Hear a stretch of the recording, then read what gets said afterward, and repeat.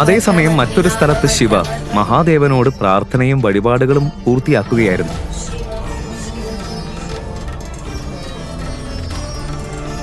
പ്രാർത്ഥന കഴിഞ്ഞ് പൂർണ്ണ സമർപ്പണത്തോടെ നിലത്ത് തൊട്ടു വണങ്ങി അവൻ ക്ഷേത്രത്തിൽ നിന്ന് പുറത്തിറങ്ങി. ഇന്ന് അവന്റെ മുഖത്തൊരു പ്രത്യേക തിളക്കമുണ്ടായിരുന്നു. ഇതുവരെ ഒരിക്കലും അനുഭവിക്കാത്ത ഒരു ശക്തി. ആ രാത്രിയിൽ ജയിലിൽ ശിവായിക്ക് ഒട്ടും ഉറങ്ങാൻ കഴിഞ്ഞില്ല. ആ രാത്രി അവന് ഒരായുസ് മുഴുവൻ പോലെ തോന്നി. നിന്റെ ഭർത്താവാണ് തോൽവി, ഞാനല്ല. നിനക്ക് എത്ര പണം വേണം? 1 കോടി, 2 കോടി, 10 കോടി എല്ലാം ഞാൻ തരാം. പക്ഷെ ഒരു കണ്ടീഷൻ. 2 കോടി വേണമെങ്കിൽ നീ എൻ്റെ കൂടെ വരണം. 10 കോടി വേണമെങ്കിൽ നിന്നെ പൂർണ്ണമായി എനിക്ക് വിട്ടുതരണം. പക്ഷേ ദേവ് അത് പറഞ്ഞു തീർക്കും മുൻപ്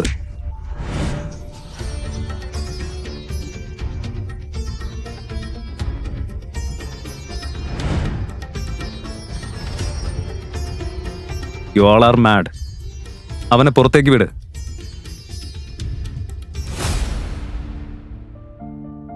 ശിവായി നന്ദിനിയെ വളരെയധികം സ്നേഹിച്ചു. അവൾ അവന്റെ ബാല്യകാല പ്രണയമായിരുന്നു. ഇന്ന് അവർ വിവാഹിതരായി 3 വർഷം കഴിഞ്ഞു. പക്ഷേ നന്ദിനിക്ക് അവനെ വെറുപ്പായിരുന്നു. കാരണം അവനൊരു സാധാരണക്കാരനായിരുന്നു. ഈ വിവാഹം അവളുടെ അപ്പൂപ്പനാണ് നിർബന്ധിച്ച് നടത്തിയത്. അവൾക്ക് എന്നും ഒരു സമ്പന്നനായ ഭർത്താവിനെയായിരുന്നു ആഗ്രഹം. അവൾ ആഗ്രഹിച്ച ഒരു ജീവിതം അവൾക്ക് കൊടുക്കാത്തതുകൊണ്ട് തന്നെ അവളും അവനൊന്നും കൊടുത്തില്ല. എന്നാൽ ശിവായി ഒരിക്കലും കൈവിട്ടില്ല. ആഴ്ചതോറും അവൾക്ക് ഒരു റോസ് കൊടുത്തിരുന്നു. ഒരിക്കൽ അവന്റെ പ്രണയം അവൾ സ്വീകരിക്കും എന്ന പ്രതീക്ഷയിൽ.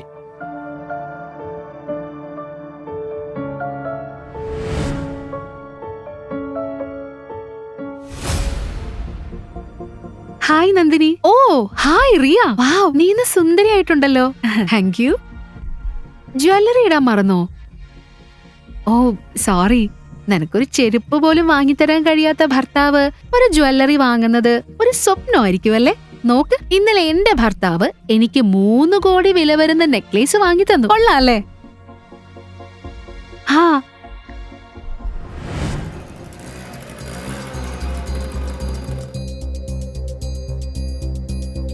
മേജർ ശിവായി,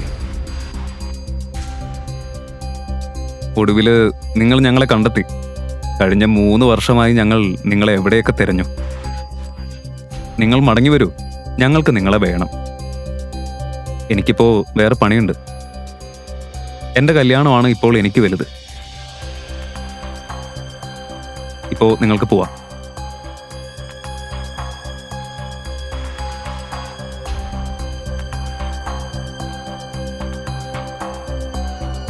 ഇതാരാ വന്നിരിക്കുന്നെന്ന് നോക്കിയേ. നന്ദിനിയുടെ ഭർത്താവ്. എന്തു പറഞ്ഞാലും അവന്റെ രൂപവും ആ കണ്ണുകളുടെ തീവ്രതയും ഒട്ടും കൈകാര്യം ചെയ്യാൻ പറ്റില്ല. അവന്റെ ഈ ലുക്ക് അച്ചാറിട്ട് വെക്കാനാണോ? ഒരു വേൾഡ് ടൂർ പോണമെങ്കിൽ ഈ മുഖം പോരാ, പണം വേണം. അതവനില്ല.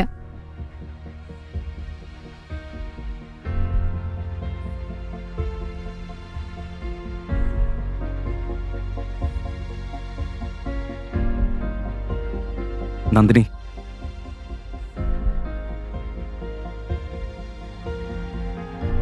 നന്ദിനി, എനിക്ക് നിന്നോടൊരു പ്രധാന കാര്യം പറയാനുണ്ട്. എന്നെ വിട്ടേക്ക്. നീ ഇവിടെ എന്തിനാ വന്നത്? നന്ദിനി, നമുക്കൊന്ന് മാറി നിന്ന് സംസാരിക്കാം. എന്നെക്കുറിച്ചുള്ള എല്ലാം എനിക്ക് തുറന്നു പറയണം. പ്ലീസ് വാ. എന്താ നിനക്ക് പറയാനുള്ളത്? 3 വർഷമായിട്ട് നീ പറയുന്നത് ഞാൻ കേട്ടു. ഇനി നിനക്ക് ഇവിടുന്ന് പോകുന്നതാ നല്ലത്. ഇറങ്ങിപ്പോ. പോ.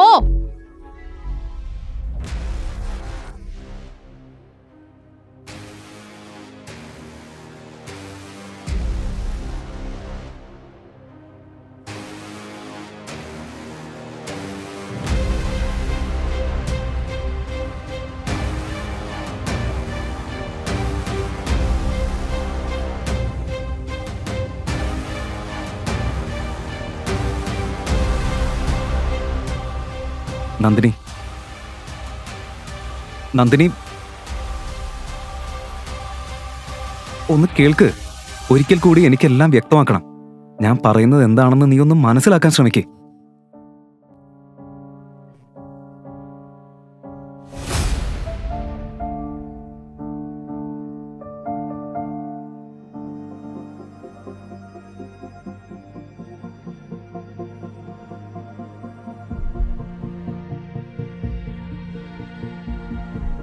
ഇത് കണ്ടോ നീ? നോക്ക്, കണ്ണു തുറന്ന് നോക്ക്. കണ്ടില്ലേ? ഇതാണ് നിന്റെ സ്ഥിതി. ഇവിടെ ഒന്നും പൊയ്ക്കോ. എന്താണിപ്പോ ഇവിടെ പ്രശ്നം? ചിൽ ബേബി, നിന്റെ ഭർത്താവ് ഒന്നിനും കൊള്ളാത്തവനാ. പക്ഷേ ഞാൻ അങ്ങനെയല്ല. പറ, നിനക്ക് എത്ര രൂപയാ വേണ്ടത്? 1 കോടി, 2 കോടി, 10 കോടി എല്ലാം ഞാൻ തരാം. ശരിക്കും നീ സഹായിക്കോ? ഒബ്വിയസ്ലി, ഞാൻ നിന്റെ ഫ്രണ്ടല്ലേ. പക്ഷേ ഒരു കണ്ടീഷനുണ്ട്. 2 കോടി വേണമെങ്കിൽ നീ എന്റെ കൂടെ വരണം. 10 കോടി വേണമെങ്കിൽ നിന്നെ പൂർണ്ണമായി എനിക്ക് വിട്ടുതരണം. ദേവ് വാക്ക് തീർക്കും മുൻപ് ശിവായി ഇടയ്ക്ക് വന്നു.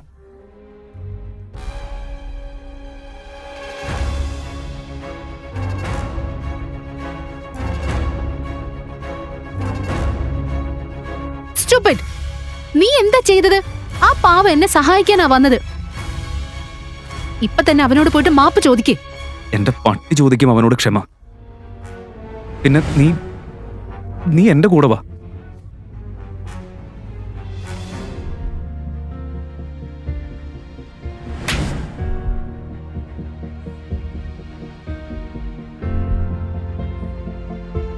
ശിവായി നന്ദിനിയെ തന്നെ ഒന്ന് നോക്കി. 3 വർഷം സ്നേഹിച്ച പെൺകുട്ടി ഇത്ര പെട്ടെന്ന് അവൻ ആരുമല്ലാതായി എന്ന സത്യം അവന് വിശ്വസിക്കാൻ കഴിഞ്ഞില്ല. ഇത് അവന്റെ 12 വയസ്സുകാരി നന്ദിനിയാകുമോ? അത്രയും പാവമായിരുന്ന പെൺകുട്ടി എങ്ങനെ ഇങ്ങനെ സ്വയം വില കുറഞ്ഞവളായി? എന്താ ഇവിടെ പ്രശ്നം? ആരാണ് ശിവായി? ഞാനാ ശിവായി.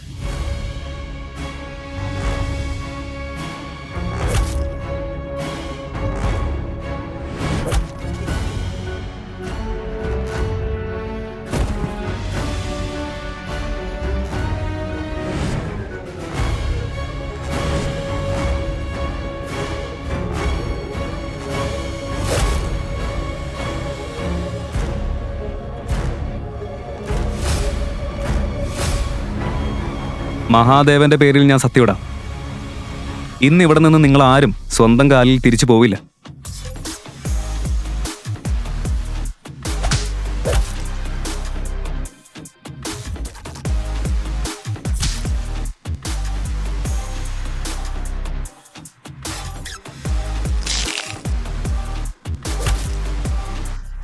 ഒറ്റയടിക്ക് ബോഡി ഗാർഡുകളെ തല്ലിയിടുന്നത് കളിയല്ല. അവന് ഭ്രാന്താണെന്ന് എല്ലാവരും വിചാരിച്ചു. 20 സെക്കൻഡിനുള്ളിൽ എല്ലാവരെയും അവൻ നിലത്ത് വീഴ്ത്തി. അവനും കുറച്ച് പരിക്കേറ്റു. പക്ഷേ അവൻ സ്റ്റീലിൽ കുരുത്തവനായിരുന്നു. അപ്പോഴേക്കും ദേവ് വിളിച്ച പോലീസ് അവിടെ എത്തി. നന്ദിനിക്കൊന്നും പറയാനില്ല. അപ്പോഴേക്കും അവർ ശിവായിയെ മുട്ടുകുത്തിച്ചു. അന്ന് അവന്റെ ലോകം തകർന്നിരുന്നു.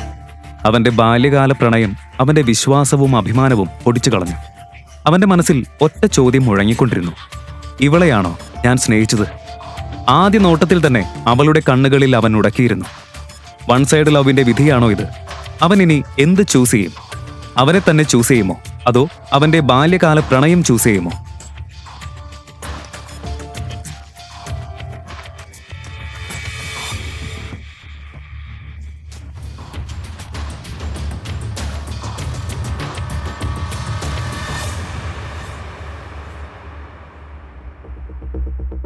നന്ദിനി രാത്രി 12 മണിക്ക് വീട്ടിലെത്തിയപ്പോൾ കോപത്തോടെ രേഖയോട് നിലവിളിച്ച് മുറിയുടെ വാതിൽ ശക്തിയായി അടച്ചു.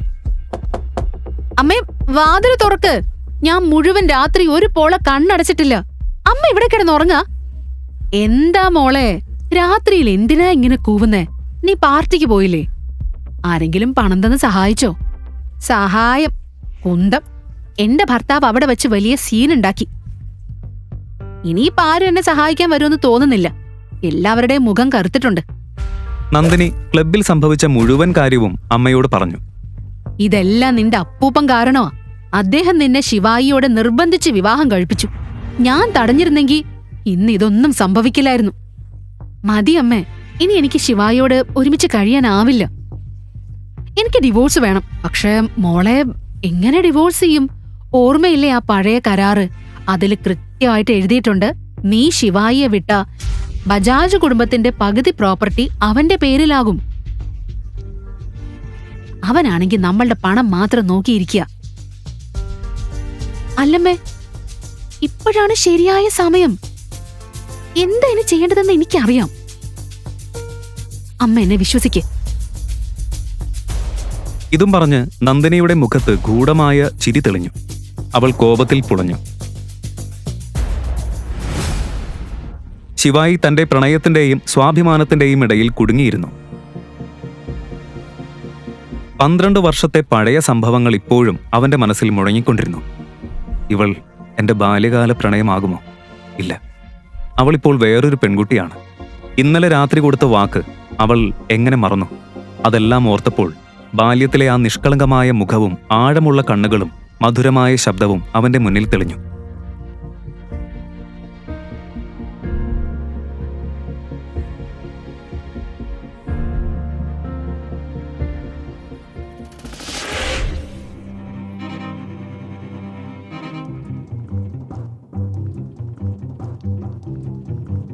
നന്ദിനി എന്റെ ബാല്യകാല പ്രണയമാണ്. അവളെ എങ്ങനെ എനിക്ക് വിട്ടുകൊടുക്കാൻ പറ്റും? ജീവൻ ശ്വാസം മുട്ടിക്കഴിഞ്ഞാലും അവളില്ലാതെ എനിക്ക് കഴിയില്ല.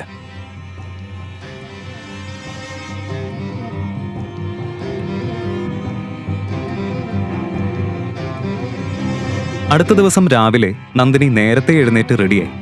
ഇന്ന് അവൾ സന്തോഷത്തിലായിരുന്നു. കാരണം ഇന്നാണ് അവൾക്ക് യൂസ്ലെസ് ആയ വിവാഹത്തിൽ നിന്ന് മോചനം കിട്ടുന്നത്. ഇന്ന് അവൻ കരുതും അവന് ജാമ്യം കിട്ടുമെന്ന്. പക്ഷെ ഞാൻ ഇന്ന് പോകുന്നത് ഡിവോഴ്സിനാ. ലോയറുമായിട്ട് മീറ്റ് ചെയ്യുന്നത് ജാമ്യത്തിനല്ല, ഡിവോഴ്സിനാ. ഇന്ന് ഞാൻ വളരെ സന്തോഷവതിയാ. നന്ദിനി താഴേക്ക് വന്നപ്പോൾ അവളുടെ സ്കൂൾ ഫ്രണ്ടായ യാഷ് ചായ കുടിച്ചുകൊണ്ടിരിക്കുന്നതായി കണ്ടു. അവന് അവളെ സ്കൂൾ കാലം മുതൽ ഇഷ്ടമായിരുന്നു. അവളുടെ അമ്മ പറഞ്ഞിട്ട് ഡിവോഴ്സിനെ കുറിച്ച് അറിഞ്ഞു വന്നതായിരുന്നു. അയ്യോ യാഷ് മോനെ, എത്ര കാലമായി കണ്ടിട്ട്. നോക്ക്, നന്ദിനി ഇവിടെയുണ്ട്. ഹായ്. ഹേയ്, ഇപ്പൊ എന്താ ചെയ്യുന്നേ? ഇത്ര വലിയ കാറൊക്കെ വാങ്ങിയല്ലോ. അതെ ആന്റി, എനിക്കിപ്പോ പ്രൊമോഷൻ കിട്ടി. എന്റെ പാക്കേജ് 5 കോടി. അടിപൊളി മോനെ, നീ വളരെ ഉത്തരവാദിത്തമുള്ളവനാ. ഇതാ നമ്മുടെ ശിവായ് വീടിന് തന്നെ അപമാനമാ. സത്യം പറഞ്ഞ ഇന്ന് വരെ നന്ദിനിയും ശിവായിയും ഒരുമിച്ചൊരു കിടക്കയില് പോലും ഉറങ്ങിയിട്ടില്ല. ആണോ? നമുക്ക് പോവാം. പോവാം. അതെ, വൈകിയല്ലേ?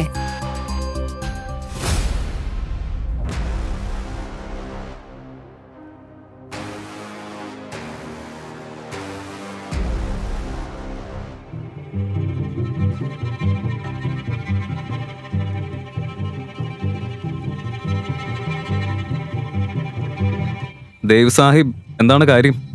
ഈ എളിയെ എന്നെ എങ്ങനെയാണ് ഓർത്തത്? ഇൻസ്പെക്ടർ സാഹിബ്, ചെറിയൊരു ജോലിയുണ്ട്. തന്റെ അപമാനത്തിന് പ്രതികാരം ചെയ്യാൻ ദേവ് പോലീസിനെ വിളിച്ച് ശിവായിക്ക് 3rd ഡിഗ്രി ടോർച്ചർ കൊടുക്കാൻ പറഞ്ഞു. പട്ടേൽ സാർ, സെൽ നമ്പർ 3 ആ ഹീറോയെ നഗ്നനാക്കി കിട്ടിക്കോ. അവന്റെ ചൂട് ഞാനിന്ന് മാറ്റിക്കൊടുക്കാം. ദേവ് സാഹിബ്, ജോലി ഞാൻ ചെയ്യാം.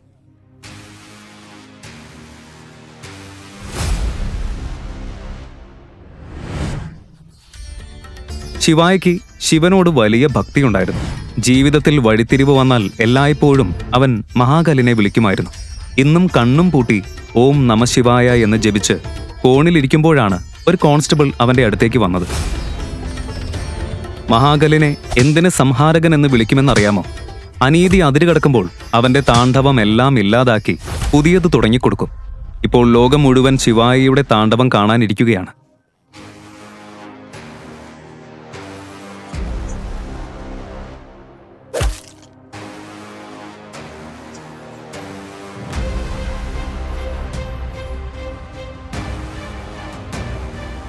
അപ്പോഴേക്കും ഇൻസ്പെക്ടറും 2 കോൺസ്റ്റബിൾസും അവനെ വടികൊണ്ടടിച്ചു തുടങ്ങി.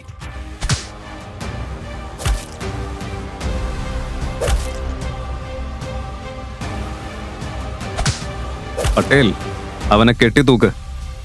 കുറച്ച് മിനിറ്റിനുള്ളിൽ ശിവായിയുടെ കൈകാലുകൾ കെട്ടി സെല്ലിൽ തൂക്കി. ശരീരമൊക്കെ രക്തം വാർന്ന് നനഞ്ഞിരുന്നു.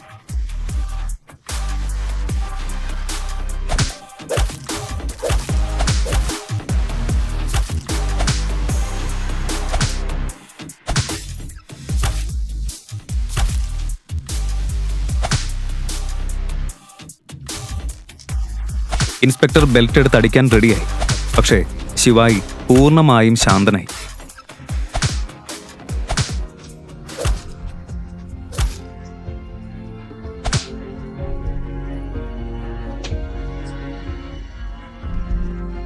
അത് വലിയ പൊട്ടിത്തെറിക്ക് മുൻപുള്ള നിശബ്ദത മാത്രമായിരുന്നു. അപ്പോഴേക്കും പുറത്തേക്ക് ഒരു കാർ വന്നു നിന്നു. അകത്തു നിന്നിറങ്ങിയത് ക്യാപ്റ്റൻ സർതാജ്.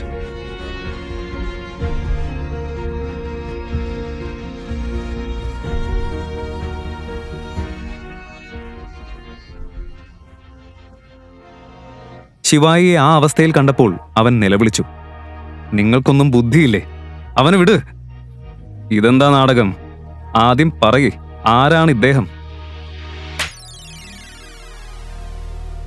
നിനക്കറിയോ ഇദ്ദേഹം ആരാന്ന്? 3 വർഷം മുൻപ് നഗരത്തെ രക്ഷിച്ച മനുഷ്യനാ. ഒരേ സമയം 735 ഭീകരരെ കൊന്ന മേജർ ശിവായി. ഇന്ത്യയിലെ വലിയ രഹസ്യ ഏജൻസിയുടെ ചീഫ്. ഇൻസ്പെക്ടറുടെ ഹൃദയം പിടഞ്ഞു. ഇത്ര വലിയ ഓഫീസറെ പീഡിപ്പിച്ചതിന് അവന്റെ ജോലി തന്നെ ഭീഷണിയിലായി. ഉടൻ സെൽ തുറന്ന് ശിവായിയെ ബഹുമാനത്തോടെ കസേരയിലിരുത്തി. കമാൻഡോകൾ 3 വർഷത്തിന് ശേഷം അവനെ കാണുമ്പോൾ കണ്ണു നിറഞ്ഞു.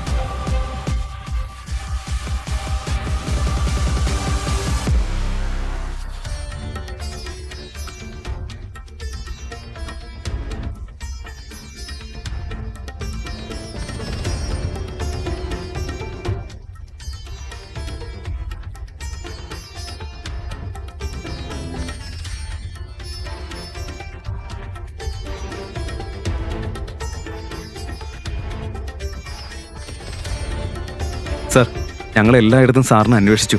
ഇന്നാണ് കണ്ടെത്തിയത്. മാപ്പ് സർ, ഞാൻ താമസിച്ചു. ഇല്ല ക്യാപ്റ്റൻ, നിങ്ങൾ ശരിയായ സമയത്താ വന്നത്. ഇപ്പോ നമുക്ക് ഇവിടെ നിന്ന് പോകാം. ആദ്യം എന്നെ ബജാജ് മാൻഷനിലേക്ക് കൊണ്ടുപോവാം. അവന്റെ കണ്ണുകളിൽ തീ കൊളുത്തി. ആ തീ കെടുത്താൻ അവന് നന്ദിനിയെ കണ്ടുമുട്ടണം.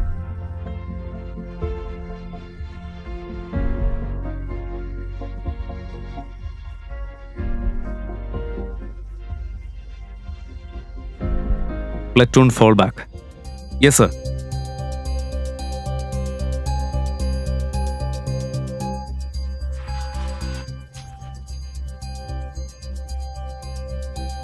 ശിവായി കാറിൽ കയറി.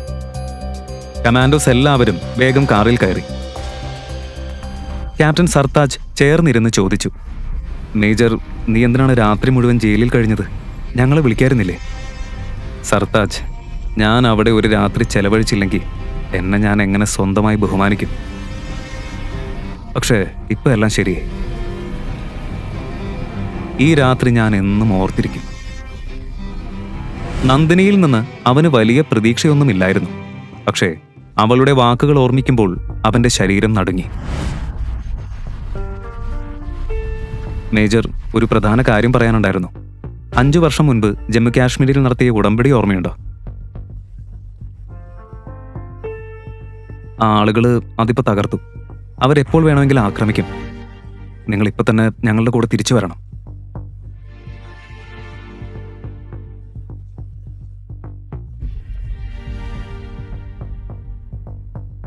ഞാൻ ആ ലോകം 3 വർഷം മുൻപേ വിട്ടു. ഇപ്പോ ഞാനൊരു സാധാരണ മനുഷ്യനാ. അതേസമയം നന്ദിനി യഷിനൊപ്പം പോലീസ് സ്റ്റേഷനിലേക്ക് പോകാൻ തയ്യാറായി. അപ്പോൾ അവരുടെ വീടിന് മുന്നിൽ ഒരു SUV വന്ന് നിർത്തി. പുറത്തിറങ്ങിയത് ശിവായി. അത് കണ്ടപ്പോൾ നന്ദിനിയും യഷും ഞെട്ടി. അവന്റെ കണ്ണുകളിൽ തീ കത്തിയിരുന്നു.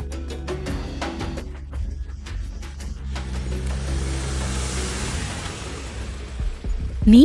നന്ദിനി, 12 വർഷം മുൻപ് സെൻട്രൽ സ്ട്രീറ്റിൽ നടന്ന സംഭവം നിനക്ക് ഓർമ്മയില്ലേ? ആ കിഡ്നാപ്പിംഗ്, ആ ബർത്ത്ഡേ, ഒന്നും ഓർമ്മയില്ലേ? നിനക്കെന്താ വട്ടായോ? ജയിലിൽ കിട്ടിയ അടിയില് തലയ്ക്ക് വല്ലതും പറ്റിയോ?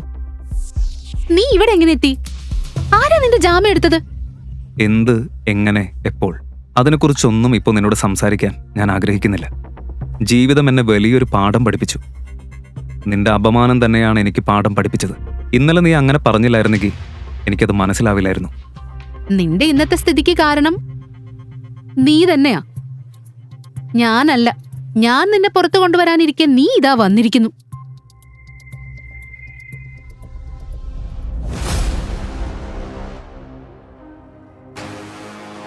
നന്ദിനി, എനിക്ക് ഡിവോഴ്സ് വേണം. ഞാൻ സ്നേഹിച്ച പെൺകുട്ടി നീയല്ല. എല്ലാവരും ഞെട്ടി. ശിവായി തന്നെയാണ് ഡിവോഴ്സ് ചോദിക്കുന്നത്. നന്ദിനിക്ക് ദേഷ്യം വന്ന് അവൾ കോപത്തോടെ പറഞ്ഞു. എന്താ പറഞ്ഞത്? നിനക്ക് എന്നെ ഡിവോഴ്സ് ചെയ്യണമെന്നോ? എന്റെ സ്ഥാനം നിന്റെ നിലയിൽ നിന്ന് നിരവധി മടങ്ങ് ഉയർന്നതാ. നീ എങ്ങനെയാ പുറത്തു വന്നത്? എങ്ങനെ നിനക്ക് ജാമ്യം കിട്ടി? അവനെ കൊണ്ടുവന്നവര് വലിയ ആളുകളാ. അവരാണ് അവനെ ഇവിടെ ഇറക്കി കൊടുത്തത്. ഇവൻ അവരുടെ കാല് പിടിച്ചിട്ടുണ്ടാവും. അല്ലാതെ ഇവൻ എങ്ങനെ ഇറങ്ങാനാ? നിങ്ങളിപ്പോ ഒന്നും അറിയില്ല. ഞാൻ സ്വയം ബഹുമാനിക്കാൻ പഠിച്ചിരിക്കുന്നു. ഞാൻ മഹാദേവൻ വസിക്കുന്ന ആ പ്രകാശത്തിന്റെ കണികയാണ്. അതെ, അത് സത്യമാണ്. ഞാൻ തന്നെ എന്നെ ബഹുമാനിക്കാത്ത പക്ഷം ഈ ലോകം എങ്ങനെ എന്നെ ബഹുമാനിക്കും? എൻ്റെ ഓരോ ശ്വാസവും എൻ്റെ പൂജയാണ്. എൻ്റെ ഓരോ ചുവടും ഒരു മാതൃകയാണ്. ഇനി നിങ്ങൾ നോക്കിക്കൊണ്ടിരിക്കേ. ഇനിയാണ് ഞാൻ തുടങ്ങാൻ പോകുന്നത്. നീ ആരാ ഇതെല്ലാം പറയാൻ? മുഴുവൻ കൊച്ചി നഗരത്തിനും അറിയാം നീ ആരാണെന്ന്. അതെ, എൻ്റെ പിഴവ് തന്നെ.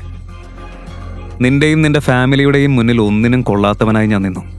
പക്ഷേ എൻ്റെ സ്നേഹം നീ ഒരിക്കലും കണ്ടില്ല നന്ദിനി. ഞാൻ ഒരുപാട് കാര്യങ്ങൾ അതിനുവേണ്ടി ചെയ്തു. പക്ഷേ നീ അതൊന്നും കണ്ടില്ല. നിനക്കെന്താ തോന്നുന്നത് നന്ദിനി? എനിക്കിതിൽ സന്തോഷമാണെന്നോ? ആളുകളുടെ അധിക്ഷേപം കേൾക്കുന്നതിൽ എനിക്ക് ആനന്ദമാണെന്നോ? ഞാൻ നിന്നെ സത്യമായി സ്നേഹിച്ചു. പക്ഷെ നീ അത് കണ്ടില്ല. നീ കണ്ടത് അമ്മ നിന്നെ കാണിച്ചതും ഈ പട്ടണം നിന്നെ കാണിച്ചതും മാത്രം. എന്റെ സ്നേഹം നീ ഒരിക്കലും മനസ്സിലാക്കിയില്ല നന്ദിനി, ഒരിക്കലും. പക്ഷെ മഹാകാളിന്റെ പേരിൽ ഞാൻ സത്യം ചെയ്യുന്നു, ഇനി മുതൽ ഞാൻ തന്നെ എന്റെ കണ്ണിൽ അപമാനിക്കപ്പെടാൻ ഒരിക്കലും അനുവദിക്കില്ല. ശിവായിക്ക് കഴിഞ്ഞ ഒരു ദിവസം ജയിലിനുള്ളിൽ വളരെ വിഷമമായിരുന്നു. അവൻ അത്രയും സഹിച്ചിരുന്നു. ശരീരവേദനയേക്കാൾ ആത്മാവിന്റെ വേദന കൂടുതലായിരുന്നു. എനിക്ക് നിന്റെ പ്രണയം വേണ്ട. ആദ്യ ദിനം മുതൽ ഞാൻ നിന്നെ വെറുത്തു. എന്റെ അപ്പൂപ്പൻ എന്താണാവോ നിന്നിൽ കണ്ടത്? പിന്നെ നീ എന്താ പറഞ്ഞത്? സ്മോൾ ഗിഫ്റ്റോ? നീ നൽകിയ അവസാന ഗിഫ്റ്റ് ഒരു കൃത്രിമ മുത്തുമാലയായിരുന്നു. കേൾക്കുന്നുണ്ടോ? എനിക്ക് നിന്നെ വിട്ടൊഴിയണമെന്നേ ആഗ്രഹം. വിട്ടൊഴിയണം? ഈ പറഞ്ഞതൊക്കെ നിനക്ക് ഇവനിൽ നിന്നും കിട്ടും. യാഷിനെ ചൂണ്ടിക്കാണിച്ച് ശിവായി പറഞ്ഞു. അതെ, ഞാൻ അവളെ നിന്നേക്കാൾ സന്തോഷിപ്പിക്കും. എന്റെ സ്റ്റാൻഡേർഡ് വളരെ ഉയർന്നതാ. നാളെ നന്ദിനിയുടെ ബർത്ത്ഡേ. ഞാനൊരു വലിയ പാർട്ടി നടത്തും. ഇടയ്ക്ക് രേഖയും വന്ന് നന്ദിനിയെ വലിച്ചകത്തേക്ക് കൊണ്ടുപോയി. ഈ പിച്ചക്കാരനോടൊന്ന് സംസാരിക്കാൻ നിൽക്കേണ്ട നന്ദിനി, അകത്തേക്ക് പോ.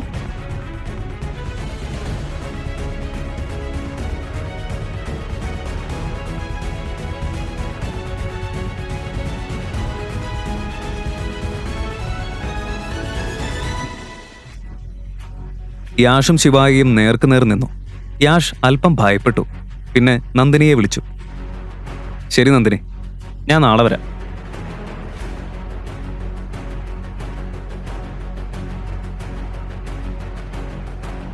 നാളെ ഡിവോഴ്സിന് റെഡിയായിരിക്കും. ഗെയിം നഷ്ടപ്പെടുത്തരുത്. അവൻ അവിടെ നിന്ന് ചിന്തിച്ചു. പണം എന്നതിന് ഇത്ര ശക്തിയുണ്ടോ? അതേത് മനുഷ്യനെയും മാറ്റിയിടുമോ? ഇന്നത്തെ കാലത്ത് ആരും സ്നേഹത്തെക്കുറിച്ച് കരുതുന്നില്ലേ? പക്ഷെ ശിവായി വഴിമാറിപ്പോകുന്ന ആളല്ല. ഈ ചോദ്യങ്ങൾക്ക് അവൻ മറുപടി കണ്ടെത്തും. ഒടുവിൽ ശിവായി ഒരു കളിക്കാരൻ, തോൽവി അറിയാത്ത, ഒരു ഭയമില്ലാത്ത കളിക്കാരൻ.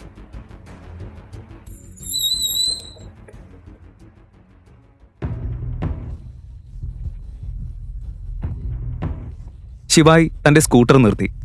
ഡിക്കിയിൽ നിന്ന് ഒരു റൂബിക്സ് ക്യൂബ് എടുത്ത് കളിച്ചു തുടങ്ങി.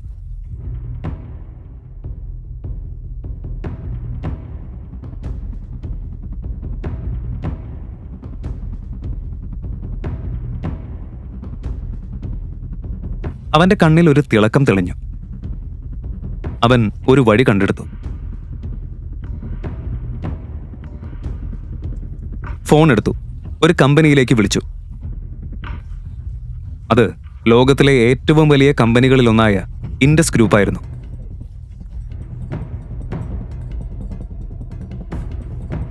ഹലോ, മിസ്റ്റർ ദിനേഷിനെ കിട്ടോ? അതെ, സംസാരിക്കുന്നത് ഞാൻ തന്നെ.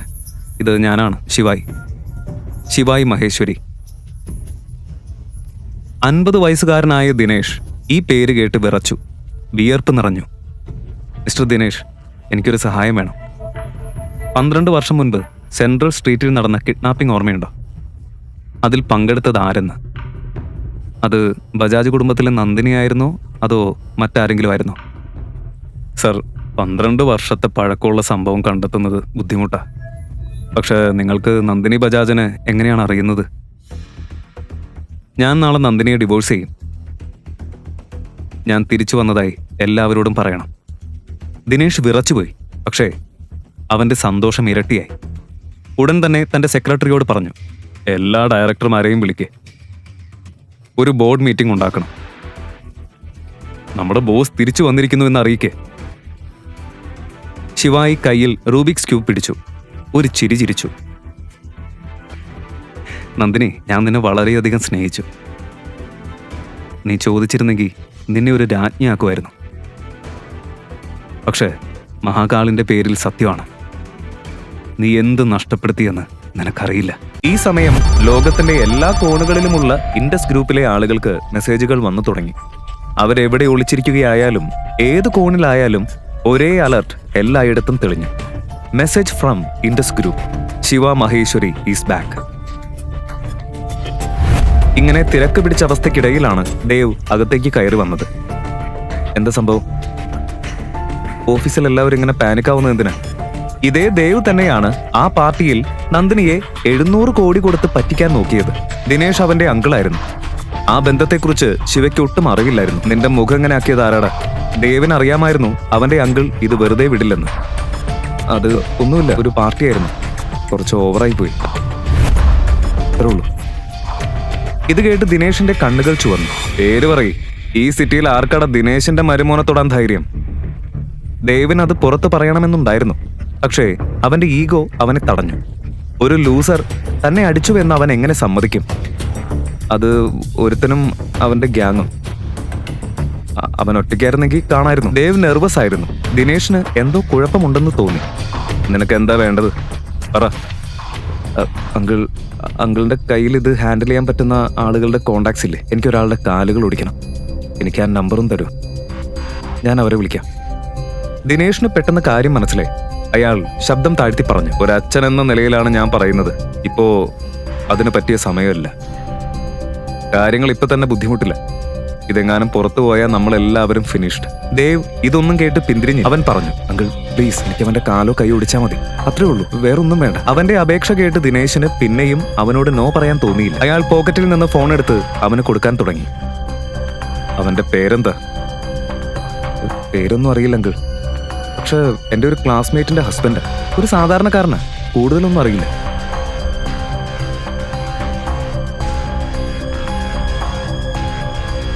അവസാനമായി ഒരു കാര്യം കൂടി പറയാം.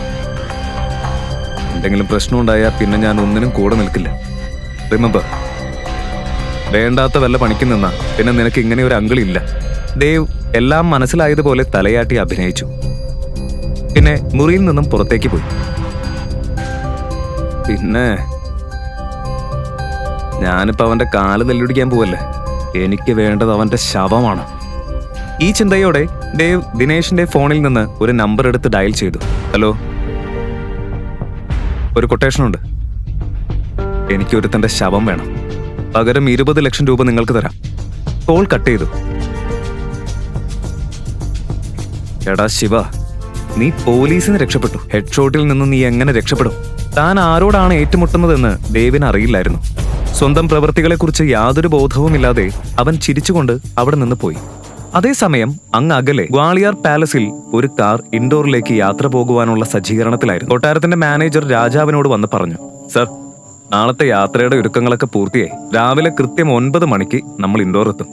ആദ്യമായി അദ്ദേഹത്തിന്റെ കണ്ണുകളിലെ നീർത്തിളക്കം കണ്ട് മാനേജർ ചോദിച്ചു, സർ, എന്തുപറ്റി? എന്തെങ്കിലും പ്രശ്നമുണ്ടോ? സാറിന്റെ കണ്ണ് നിറഞ്ഞിട്ടുണ്ടല്ലോ. സങ്കടമൊന്നും അല്ലടോ. ശിവയുടെ കാര്യം അറിഞ്ഞപ്പോ മുതല് എന്റെ ഈ സന്തോഷ കണ്ണുനീർ നിൽക്കുന്നില്ല. ഇത്രയും വർഷമായി ഈ നിമിഷത്തിനായി കാത്തിരിക്കായിരുന്നു ഞാൻ. അവനെ കണ്ടിട്ട് 3 വർഷം കഴിഞ്ഞു. ഇനി നാളെ വീണ്ടും അവനെ കാണാൻ എനിക്ക് ഭാഗ്യമുണ്ടാവും. മഹാദേവന്റെ കൃപ. ശംഭോ മഹാദേവ. അതേസമയം ഇൻഡോറിലെ ജയനഗറിൽ ഒരു പഞ്ചനക്ഷത്ര ഹോട്ടലിൽ ശിവ ചെക്ക് ഇൻ ചെയ്തു. മുറിയിലെത്തി അവൻ കട്ടിലിൽ വെറുതെ ഇരുന്നു. ഈ സമയം ശിവയുടെ മനസ്സിലൂടെ ഒരുപാട് ചോദ്യങ്ങൾ കടന്നു പോകുന്നുണ്ടായിരുന്നു.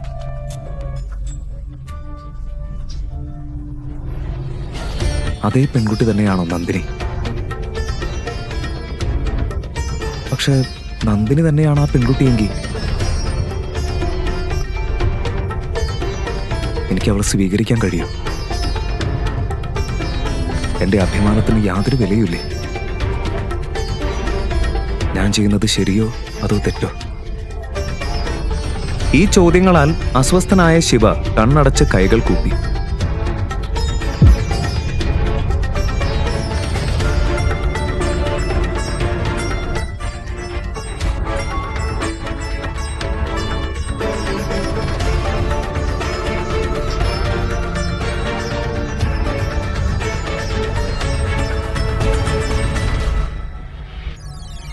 മഹാദേവ, ഇനിയെല്ലാം ഞാൻ അങ്ങയുടെ തീരുമാനത്തിന് വിടുന്നു. ഞാൻ എന്ത് ചെയ്യണമെന്ന് അങ്ങ് തന്നെ പറഞ്ഞാലും. അല്പം കഴിഞ്ഞ് കണ്ണുകൾ തുറന്ന് അവൻ സ്വയം പറഞ്ഞു.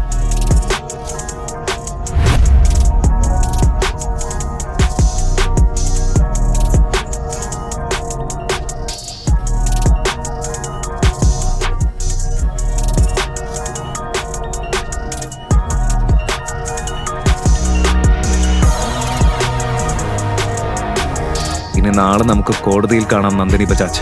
അടുത്ത ദിവസം രാവിലെ നന്ദിനിയും യാഷും ഫാമിലി കോർട്ടിലേക്ക് പോകാൻ തയ്യാറായി നിന്നു. പക്ഷേ ശിവയെ അവിടെ എവിടെയും കാണാനില്ല. അവനെ തിരഞ്ഞ് രേഖ പൂർണ്ണമായി കൺട്രോൾ വിട്ടുപോയ അവസ്ഥയിലായിരുന്നു. ആ ലൂസർ ശിവ എവിടെ പോയെന്ന് എനിക്ക് ഒരു ഐഡിയ ഇല്ല. ഡിവോഴ്സിന് അവൻ സമ്മതം മൂളിയതല്ലേ, എന്നിട്ടിപ്പോ പറയാതെ എവിടേക്കാ ഓടിപ്പോയത്? വിട്ടേക്ക് മോം, അവൻ ഇവിടെ ഇല്ലെങ്കിൽ കോർട്ടിൽ വരും. പിന്നെ എങ്ങനെയായാലും ഇന്നാ ഡിവോഴ്സ് എനിക്ക് കിട്ടും. So you don't worry. പോകാം. അതേസമയം മറ്റൊരു സ്ഥലത്ത് ശിവ മഹാദേവനോട് പ്രാർത്ഥനയും വഴിപാടുകളും പൂർത്തിയാക്കുകയായിരുന്നു.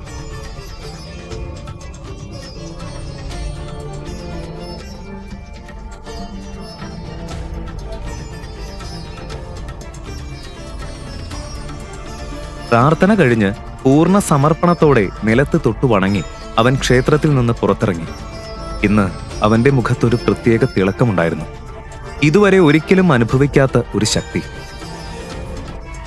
അവനെ ചെറുതായി കണ്ട എല്ലാവർക്കും യഥാർത്ഥ ശിവ ആരാണെന്ന് കാണിക്കാൻ അവൻ ഒടുവിൽ തയ്യാറായി.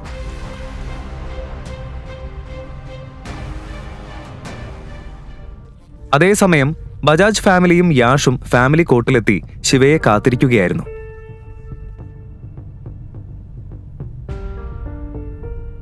നന്ദിനി തന്റെ ലോയറിനോട് സംസാരിക്കാൻ പോയി. രേഖയും യാഷും ഒറ്റയ്ക്ക്. മോനെ, എന്റെ നന്നുനെ നീ നന്നായി നോക്കില്ലേ? തീർച്ചയായും, എന്നെക്കാളും കൂടുതൽ. അതിനു പുറമെ എന്റെ കമ്പനി ഇപ്പോൾ ഒരു വലിയ ബിസിനസ് ഡീൽ ക്ലോസ് ചെയ്യാൻ പോവാ, ഇൻഡസ് ഗ്രൂപ്പുമായിട്ട്. ആന്റി ഒന്നുകൊണ്ടും ടെൻഷൻ അടിക്കണ്ട. ആ ഡീല് ഫൈനലൈസ് ആയ നിങ്ങളുടെ മകളെ കോടികളിൽ മൂടും. വാവ്, ഇൻഡസ് ഗ്രൂപ്പ് ആണോ? അത്ര വലിയ കമ്പനിയോ? സത്യം പറഞ്ഞ ആ വേൾഡിന്റെ ഭാഗമാകണമെന്ന് എനിക്ക് എപ്പോഴും ആഗ്രഹം ഉണ്ടായിരുന്നു. പക്ഷേ ഈ വയസ്സിൽ കോടികളുടെ പ്രഷർ ഞാൻ ഹാൻഡിൽ ചെയ്യുമെന്ന് എനിക്കറിയില്ല. എനിക്ക് കുറച്ച് ലക്ഷങ്ങൾ മതി, സന്തോഷം.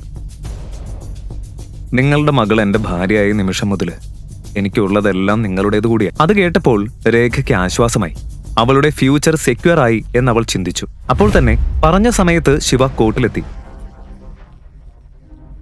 നന്ദിനിയെ അവളുടെ ലോയറിനൊപ്പം കണ്ടപ്പോൾ അവന്റെ ഹൃദയം ഒരു അജ്ഞാതമായ ആശയക്കുഴപ്പത്തിൽ മുങ്ങി.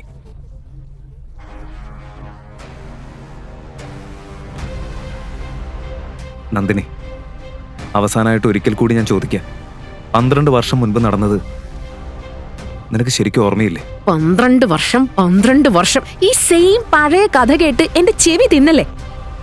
സോ മിണ്ടാതിരുന്ന് ഈ ഡാം ഡിവോഴ്സ് പേപ്പർ സൈൻ ചെയ്. ജീവിതം മുഴുവൻ കാത്തിരുന്ന നിമിഷം കിട്ടിയതുപോലെ അവൾ ആ ഡോക്യുമെന്റ്സ് അവന്റെ മുന്നിലേക്ക് നീക്കിവെച്ചു. Come on, do it. നീ എടുക്കുന്നത് ശരിയായ തീരുമാനമാണ് നന്ദിനി. ഈ ലൂസറിനെ ഒഴിവാക്കുന്നത് നിന്റെ ജീവിതത്തിലെ ഏറ്റവും നല്ല തീരുമാനം തന്നെയാണ്. വർഷങ്ങളായി ബജാജ് ഫാമിലിയുടെ അവശിഷ്ടങ്ങൾ കഴിച്ചാണ് നീ ജീവിച്ചത്. ഇനി എന്ത് ചെയ്യാനാ പ്ലാൻ? ശിവ ആ പേപ്പേഴ്സിൽ സൈൻ ചെയ്ത നിമിഷം തന്നെ ബജാജ് ഫാമിലിയും യാഷും അവിടെ നിന്ന് പാഞ്ഞുപോയി. അവൻ ഉള്ളിടത്ത് ഒരു നിമിഷം പോലും നിൽക്കാൻ അവർക്ക് താല്പര്യമില്ലായിരുന്നു. കോർട്ടിൽ നിന്ന് പുറത്തേക്ക് ഒരു 2 ചുവട് വെച്ചതേയുള്ളൂ. ഒരു ലക്ഷറി കാർ വന്ന് നേരെ അവന്റെ മുന്നിൽ നിർത്തി. വാതിൽ തുറന്നു. രാജകീയ ടർബൻ ധരിച്ച ഒരു പുരുഷൻ പുറത്തേക്കിറങ്ങി. ശിവയെ കണ്ട നിമിഷം അയാളുടെ കണ്ണുകൾ സന്തോഷത്തിൽ നിറഞ്ഞു. രാജാവിനെ കണ്ടതും ശിവയുടെ മുഖം തെളിഞ്ഞു. അവൻ മുന്നോട്ട് ചെന്ന് ആദരവോടെ അയാളുടെ കാൽ തൊട്ടു.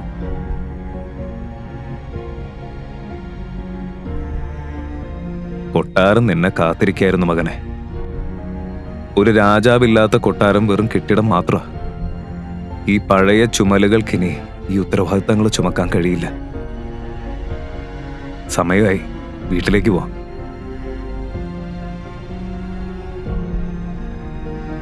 ശിവ തന്റെ പഴയ ജീവിതത്തിലേക്ക് മടങ്ങാൻ തയ്യാറായിരുന്നു.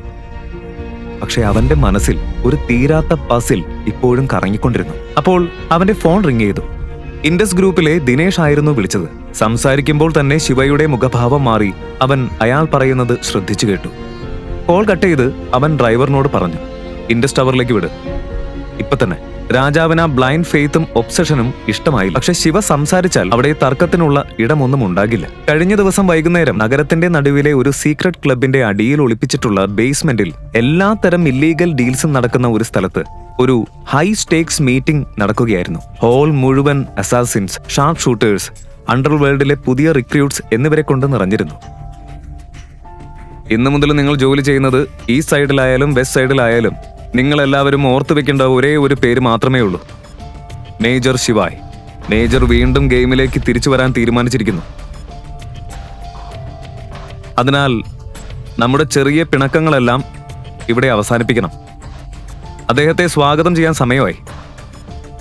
മേജർ നമുക്കെല്ലാവർക്കും വേണ്ടി ചെയ്തത് ഒരിക്കലും മറക്കരുത്. ആ മുറി മുഴുവൻ ആവേശം പടർന്നു. എല്ലാവരും മേശകളിൽ കൈകൊണ്ടടിച്ച് പൂർണ്ണ പിന്തുണ അറിയിച്ചു. പക്ഷേ പിന്നിൽ ദാഗയും തേജയും എന്ന 2 പുതിയ കില്ലേഴ്സ് ഒന്നും മനസ്സിലാകാതെ പരസ്പരം നോക്കി നിന്നു. ആരായാള്? ഇവരാരെക്കുറിച്ചാ പറയുന്നത്? നീ ആ പേര് ഇതിനു മുന്നേ കേട്ടിട്ടുണ്ടോ? ഒരു ക്ലൂ പോലും ഇല്ല. നോക്ക്, ഹെഡ്ഷോട്ട് അവിടെ നിൽക്കുന്നു, പോയി ചോദിക്കാം. ഹെഡ്ഷോട്ട് ഈ ബിസിനസ്സിൽ പഴയ ആളായതുകൊണ്ട് ഉത്തരം അയാൾക്ക് അറിയാമായിരിക്കും എന്നായിരുന്നു അവരുടെ വിശ്വാസം. ഏയ് ഹെഡ്ഷോട്ട്, ഞങ്ങളെക്കാൾ വളരെ മുൻപ് നിങ്ങൾ ഈ മേഖലയിലുള്ള ആളല്ലേ?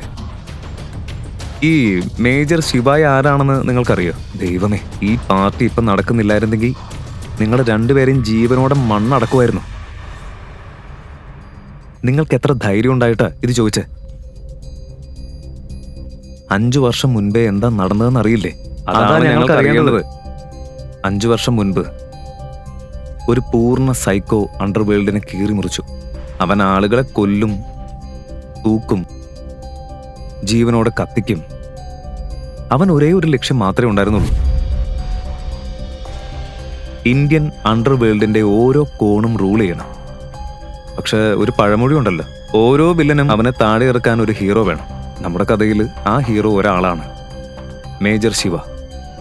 മേജർ എത്തിയ നിമിഷം അദ്ദേഹം ആ മനുഷ്യനെ പൂർണ്ണമായി തകർത്തു. ഒരു രാത്രി കൊണ്ട് തന്നെ അവന്റെ എംപയർ മുഴുവൻ പൊളിച്ചു. ഇന്നും എനിക്ക് ഓർമ്മയുണ്ട് അദ്ദേഹത്തിന്റെ കഴുത്തിലിരുന്ന ആ രുദ്രാക്ഷമാല. പിന്നെന്ത് സംഭവിച്ചു? അദ്ദേഹം എല്ലാവരെയും പൊടി പോലെ പറത്തി. ഞാൻ എൻ്റെ സ്വന്തം കണ്ണുകളുകൊണ്ട് കണ്ടതാ. 735 പ്രൊഫഷണൽ കില്ലേഴ്സിനെ അദ്ദേഹം ഒറ്റ ആയുധം പോലും ഉപയോഗിക്കാതെ വീഴ്ത്തി. അന്ന് ഞാൻ തെറ്റായ ഒരു കൂട്ടത്തിലായിരുന്നു. നിരപരാധികളെ കൊല്ലുന്ന ഒരു പിശാച്. മേജർ എന്നത്ര ക്രൂരമായി അടിച്ചു. ഈ മുഖത്ത് ഈ മാറാത്ത പാട് അദ്ദേഹം തന്നതാ. ആ അടി തന്നെയാണ് എന്നെ മാറ്റിയത്. ഞാൻ വിശ്വാസിയായി. അവൻ മഹാദേവന്റെ തന്നെ ഒരു അവതാരം പോലെ. നമ്മളെപ്പോലുള്ള അഴുക്കുകൾക്കും അവൻ കരുണ കാണിച്ചു. ഈ പാട് അവനെ ഓർമ്മിപ്പിക്കുന്ന ഒരു അടയാളമാണ്. ദാഗയും തേജയും വാക്കുകളില്ലാതെ നിന്നു. അങ്ങനെ ഒരു മനുഷ്യൻ സത്യത്തിൽ ഉണ്ടായിരുന്നു എന്നത് അവർക്ക് വിശ്വസിക്കാൻ പറ്റിയില്ല. സീരിയസ്ലി, ഒരു കള്ളക്കഥ പറഞ്ഞാൽ ഞങ്ങൾ വിശ്വസിക്കുമെന്ന് കരുതിയോ? നിങ്ങൾ അവൻ ഒരിക്കലെങ്കിലും കണ്ടിട്ടുണ്ടോ? അല്ലെങ്കിൽ നേരിട്ട് കണ്ടുമുട്ടിയിട്ടുണ്ടോ? ആ കറുത്ത രാത്രിയിൽ ഒരൊറ്റ സിംഹം മുഴുവൻ ഹൈന കൂട്ടത്തെ നേരിട്ടു. മനസ്സിലായോ? ഒക്കെ ഓടുന്ന്. ഓ ബോസ്,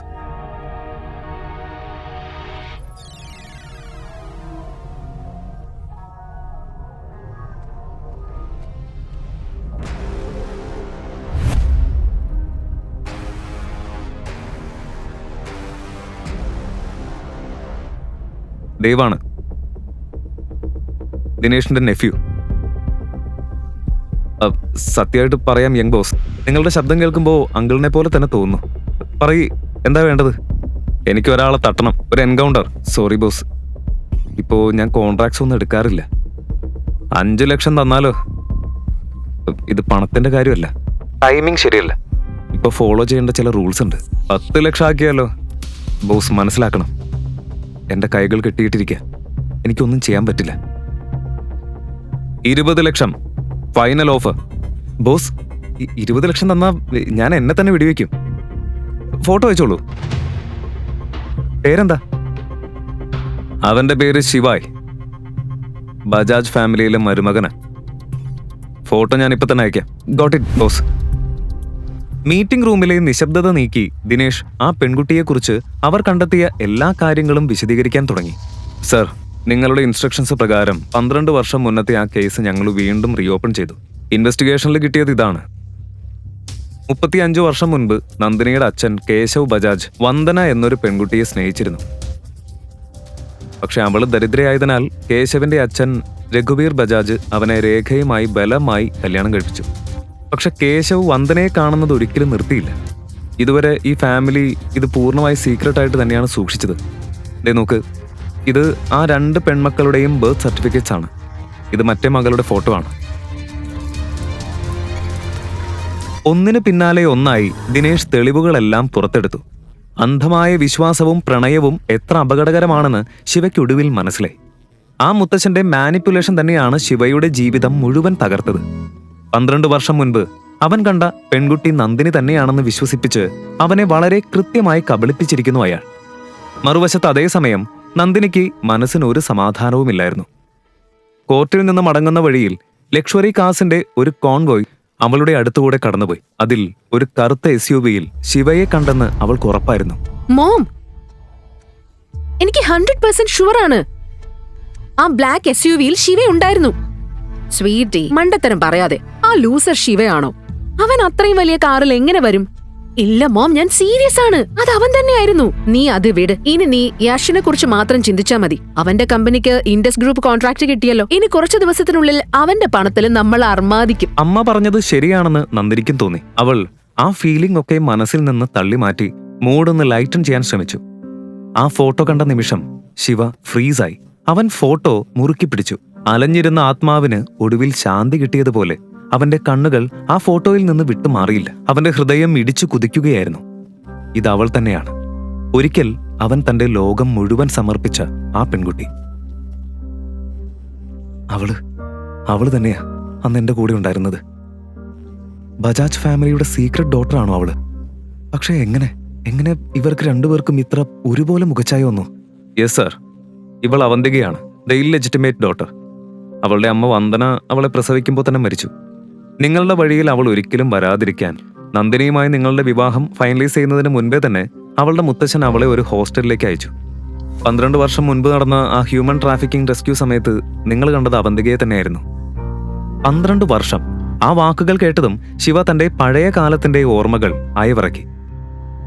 ആ രാത്രി, ആ ഗുണ്ടകളിൽ നിന്ന് അവന്തികയെ അവൻ രക്ഷിച്ച രാത്രി, അവളുടെ നിഷ്കളങ്കമായ കണ്ണുകളിലേക്ക് നോക്കിയ നിമിഷം തന്റെ മുഴുവൻ ഫ്യൂച്ചർ അവിടെ തന്നെ കാണുന്നത് പോലെ അവന് തോന്നി. 2 പേരുടെയും ലവ് അറ്റ് ഫസ്റ്റ് സൈറ്റ് ആയിരുന്നു അത്. അന്ന് എന്റെ കൂടെ നിന്നത് അവൾ തന്നെയായിരുന്നു. ഞാൻ സ്നേഹിച്ചത് അവളെയാണെന്നും ഇത്ര വർഷം അവളെ എന്നിൽ നിന്ന് അകറ്റിവെച്ചതാണെന്നും എനിക്ക് അന്ന് അറിയാമായിരുന്നെങ്കിൽ മഹാദേവനാണ് സാക്ഷി.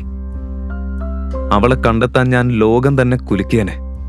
അവൾക്ക് 20 വയസ്സാകുമ്പോൾ ഞാൻ അവളെ വിവാഹം കഴിക്കുമെന്ന് ഞാൻ അവളോട് പ്രോമിസ് ചെയ്തിരുന്നു.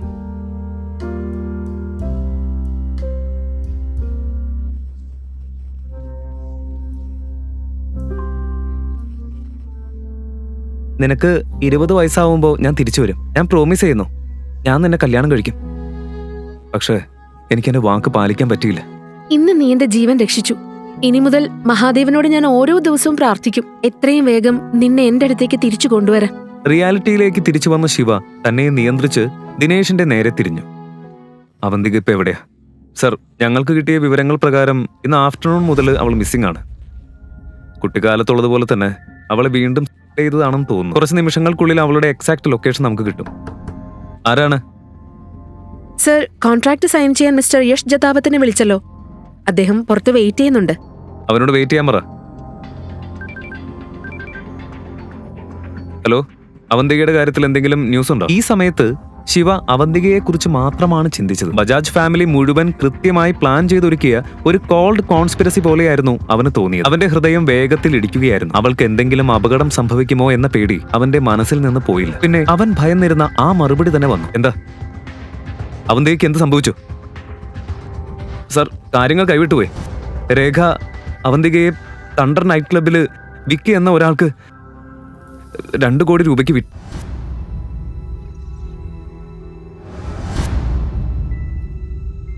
വിറ്റോ?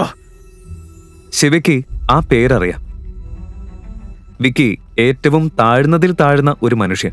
പണം കൊണ്ടും പവർ കൊണ്ടും സ്ത്രീകളെ ഒരു വസ്തുവെന്നതുപോലെ വാങ്ങുന്ന തലതെറിച്ചവൻ. ആ സ്ത്രീകളുടെ നിസ്സഹായതയിൽ അവൻ രസിക്കും. വെറും കാമത്തിന്റെ ഇരയായി മാത്രം അവരെ കാണും.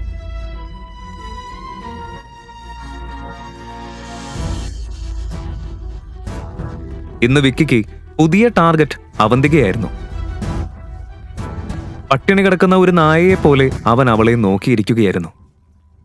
അവന്തികയ്ക്ക് അപകടം മനസ്സിലായി. അവിടെ നിന്ന് ഓടിപ്പോകാൻ അവൾ പല വഴികളും തേടി. പക്ഷേ വിക്കി അവളെ വിടാൻ തയ്യാറല്ലായിരുന്നു. അവൾ എന്തെങ്കിലും പറയുന്നതിന് മുൻപേ, നോക്ക്, എനിക്ക് പോലീസും ബുദ്ധിമുട്ടൊന്നും വേണ്ട. ഈ ഡീല് നിന്റെ റെസ്പോൺസിബിലിറ്റിയാ. ഡെലിവറി നീ തന്നെയാണ് ഉറപ്പാക്കേണ്ടത്. മറുവശത്ത് രേഖ പുഞ്ചിരിച്ചു. ഇനി ഈ പെൺകുട്ടിക്ക് പേരില്ല, ഐഡന്റിറ്റി ഇല്ല, ഒന്നുമില്ല. വിക്കി പറഞ്ഞത് കേട്ട് അവന്തിക പേടിച്ചു വിറച്ചു. അവൾ മുഖം തിരിച്ച് വസ്ത്രം ഒന്ന് ശരിയാക്കി അവനിൽ നിന്ന് മാറിയിരിക്കാൻ ശ്രമിച്ചു.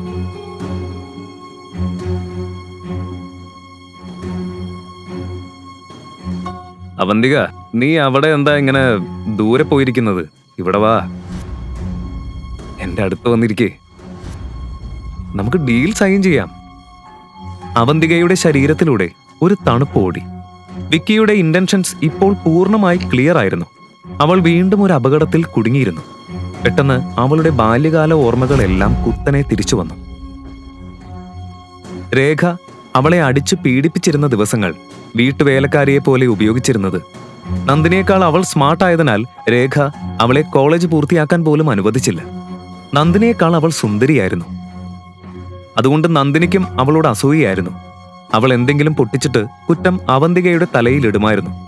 അപമാനവും വേദനയും നിറഞ്ഞ ദിവസങ്ങൾ.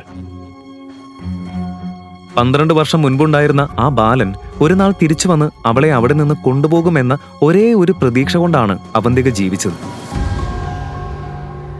എനിക്കിപ്പോ തന്നെ തണ്ടർ നൈറ്റ് ക്ലബിലേക്ക് പോണം. കാർ റെഡിയാക്ക്, ഫാസ്റ്റ്. ഒരു കാര്യം കൂടി, ഇന്ന് നമ്മൾ സംസാരിച്ച കാര്യം ഒരു വാക്ക് പോലും പുറത്തു പോകരുത്.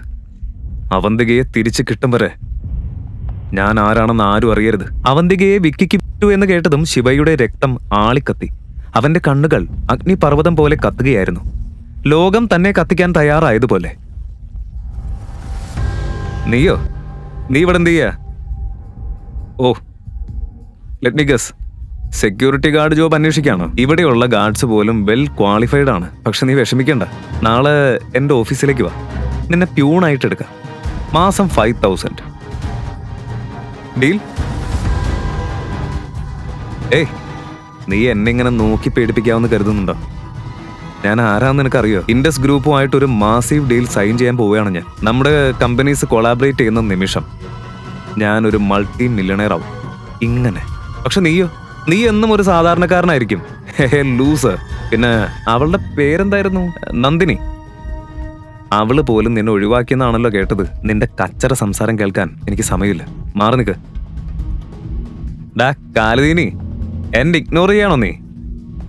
കോൺട്രാക്ട് സൈൻ ആയാ മതി, നിന്നെ നിന്റെ യഥാർത്ഥ സ്ഥലത്ത് ചേരിയിൽ ഞാൻ എത്തിക്കും. ദിനേഷ്, യാഷുമായി ഇൻഡസ് ഗ്രൂപ്പ് ഒരു ഡീലും സൈൻ ചെയ്യില്ല. Yes sir.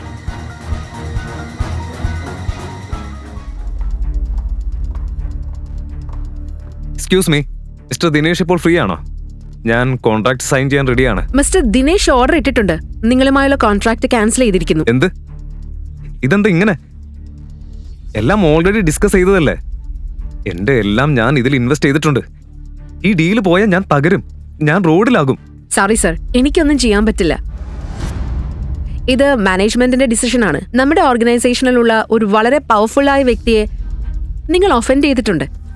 അദ്ദേഹമാണ് ഡീൽ ചെയ്തത്. ഇപ്പോ പ്ലീസ് ഇമ്മീഡിയറ്റ്ലി ഇവിടെ നിന്ന് പോകൂ, അല്ലെങ്കിൽ സെക്യൂരിറ്റി നിങ്ങളെ പുറത്തേക്ക് എസ്കോർട്ട് ചെയ്യും. Get out.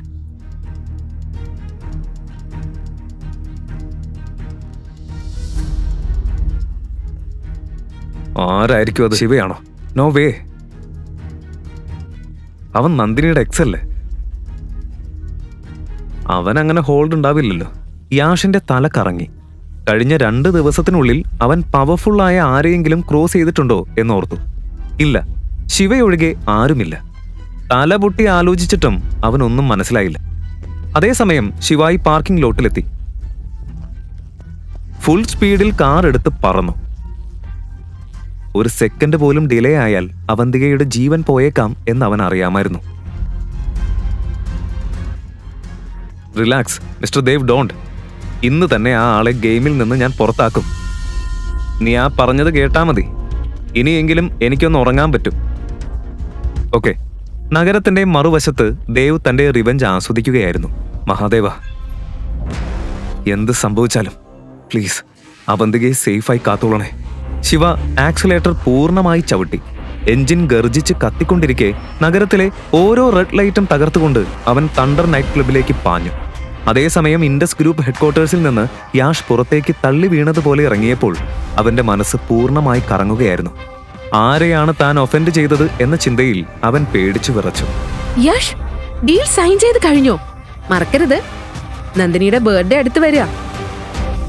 എല്ലാ എംപ്ലോയീസിനെയും ഇൻവൈറ്റ് ചെയ്യണം, എസ്പെഷ്യലി മിസ്റ്റർ ദിനേശിനെ. നന്ദിനിയും ദിനേശും തമ്മിൽ ഒന്ന് മാച്ച് ആയി പോയാ അത് നമ്മൾ എല്ലാവർക്കും ഗുണം തന്നെയാകും. I mean professionally speaking. Okay, വേറെ അർത്ഥത്തിൽ എടുത്തേക്കരുതേ. മിണ്ടാതിരിക്കെ, നിങ്ങൾക്ക് ബുദ്ധിയില്ലേ കിളവി? ഡീൽ ഡെഡ് ആണ്, അത് ക്യാൻസൽ ചെയ്തു. ഇത്ര തുറന്ന ഡിസ്റെസ്പെക്റ്റോടെ രേഖയോട് യാഷ് സംസാരിക്കുന്നത് ഇതാദ്യമായിരുന്നു. പക്ഷേ എങ്ങനെ? അത് ഓൾറെഡി പറഞ്ഞുറപ്പിച്ച ഡീലല്ലേ? എനിക്ക് എങ്ങനെ അറിയാനാ? ഞാൻ ആകെ തകർന്നിരിക്കുക. റോഡിൽ ഇറങ്ങേണ്ടി വരും. ഇതിന്റെ ഇടയിലാണോ നന്ദിനിയുടെ ബർത്ത്ഡേ? കത്തിക്കയറിയ ദേഷ്യത്തിൽ അവൻ ഫോൺ പൊട്ടിക്കുന്നത് പോലെ അടിച്ചു വെച്ചു. കണ്ടോ, യഷും യൂസ്ലെസ് തന്നെയാ. അവന്റെ ഡീല് നടക്കാതെ പോയി. എന്ത്? ക്യാൻസൽ ചെയ്തോ?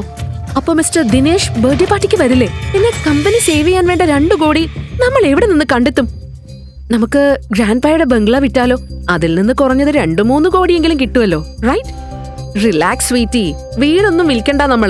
നമ്മുടെ ഡിയർ അവന്തിക ഒടുവിൽ ഉപകാരപ്പെടാൻ പോവുകയാണ്. വിക്കി എന്നൊരു മാഫിയ ബോസ് ഉണ്ട്. അവൻ അവന്തികയോടൊരു താല്പര്യം. 2 കോടി തരാൻ അവൻ റെഡിയാണ്. 50 ലക്ഷം അഡ്വാൻസ് ആയിട്ട് അവൻ ഓൾറെഡി ട്രാൻസ്ഫർ ചെയ്തിട്ടുണ്ട്. ബാക്കി നാളെ വരും. പിന്നെ നീ ഇനി യഷിനെ കുറിച്ച് ചിന്തിക്കണ്ട. അവനില്ലെങ്കിൽ മറ്റൊരാൾ. അടുത്ത തവണ ഞാൻ നിനക്ക് ഇൻഡോറിലെ ഏറ്റവും റിച്ച് ബാച്ചുലറിനെ തന്നെ കണ്ടെത്തി തരും. ഇന്റർനാഷണൽ കോർപ്പറേഷൻസിലുള്ളവൻ, ലോകം മുഴുവൻ തല ഉയർത്തി നിൽക്കുന്ന ആളെ. അത് കേട്ട് നന്ദിനിയുടെ മുഖം തെളിഞ്ഞു.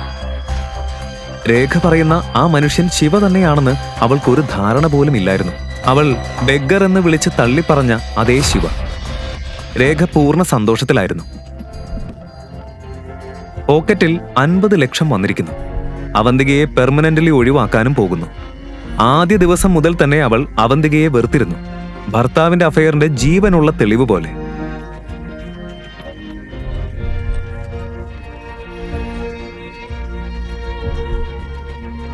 വർഷങ്ങളായി അവളെ ഇല്ലാതാക്കാൻ അവൾ ശ്രമിച്ചു. പക്ഷേ നിയമത്തിന്റെ പേടിയും അമ്മായച്ചനെയും ഭയന്നിട്ടായിരുന്നു അവൾ പിന്നോട്ട് നിന്നത്. ഇപ്പോൾ കമ്പനി സേവ് ചെയ്യണമെന്ന മറവിൽ അവൾക്കൊടുവിൽ അവസരം കിട്ടി.